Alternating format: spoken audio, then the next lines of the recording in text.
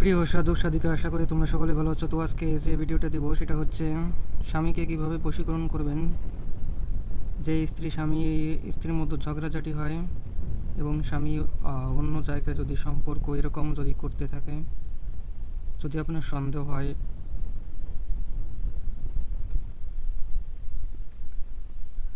তাহলে অবশ্যই এই বশীকরণ মন্ত্রটি অবশ্যই প্রয়োগ করবেন।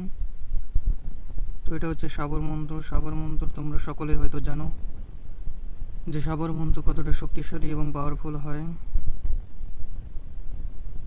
তো এই বশীকরণটা যেভাবে করবেন, একটি স্ত্রী একটি ব্যাঙ ধরবেন, এরপর সিঁদুর নেবেন 1 কৌটো।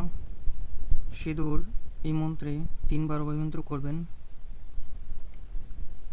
এখানে যে অমুক রয়েছে, এই অমুক জায়গায়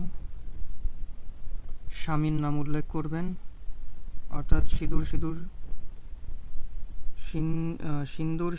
সিন্দুর পাতা মা কামাক্ষার আজ্ঞালতা, এই সিন্দুরে দিলাম ফোঁটা, অমুক হইবে, এই অমুক স্থানে স্বামীর নাম উল্লেখ করবে। তো স্ত্রী এটা নিজেই করতে পারবেন,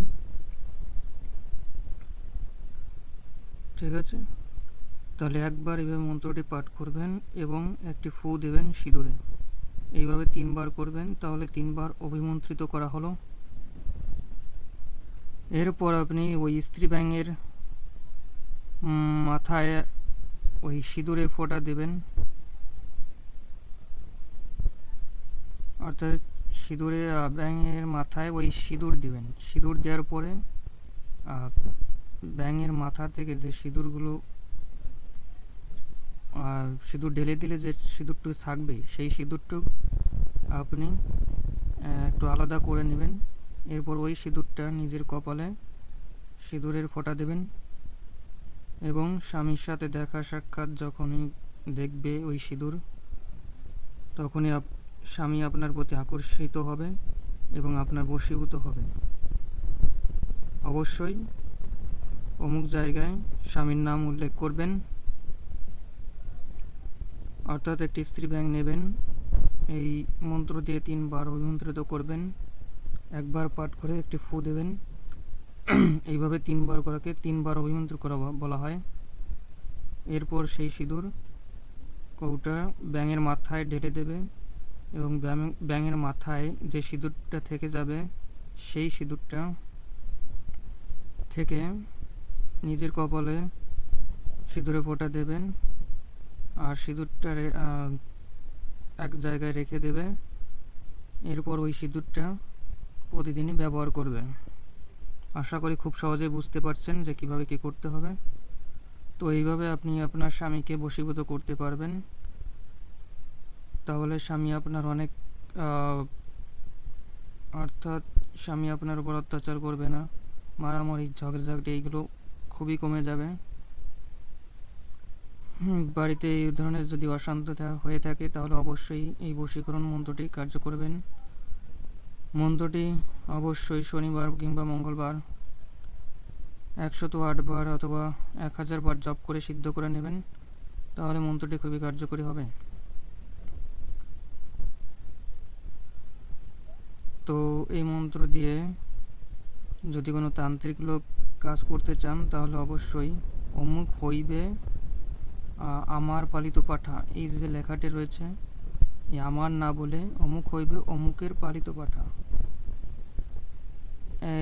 এইটুকু বলবেন শুধু।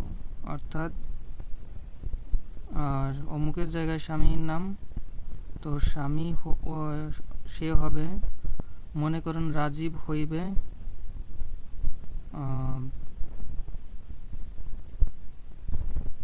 মনে করুন এখানে যে রাজীব হবে যে কবিতার পালিত পাঠা। এখানে কবিতা হচ্ছে মেয়ের নাম বা স্ত্রীর নাম, আর স্বামীর নাম হচ্ছে রাজীব। তো ঠিক এইভাবে একজন তান্ত্রিক লোক যখন ব্যক্তি করবেন, কোনো মহিলাকে দিবেন, তো এইভাবে মন্ত্রটা পাঠ করতে হবে, অর্থাৎ রাজীব হইবে কবিতার পালিত পাঠা, তাহলে হয়ে গেল। আর যদি স্ত্রী নিজে করেন, তাহলে হইবে রাজীব হইবে আমার পালিত পাঠা। শুধু এতটুকু পার্থক্য, উচ্চারণ এইখানে এইভাবে করবেন, তাহলেই হবে, অন্য কোনো কিছু করতে হবে না। তো আশা করি মন্ত্রটা স্পষ্টই দেখা যাচ্ছে। তো এটি আমি প্রত্যেক স্ত্রীদের জন্য কাজের জন্য অনুমতি দিয়ে দিলাম। তো তোমরা সকলেই কাজটা করবেন। অবশ্যই মন্ত্রটা ভালো করে সিদ্ধ করে নেবেন। 1 সপ্তাহ 2 সপ্তাহ যাওয়ার পরে এই মন্ত্রটি জপ করতেন শনিবার মঙ্গলবার,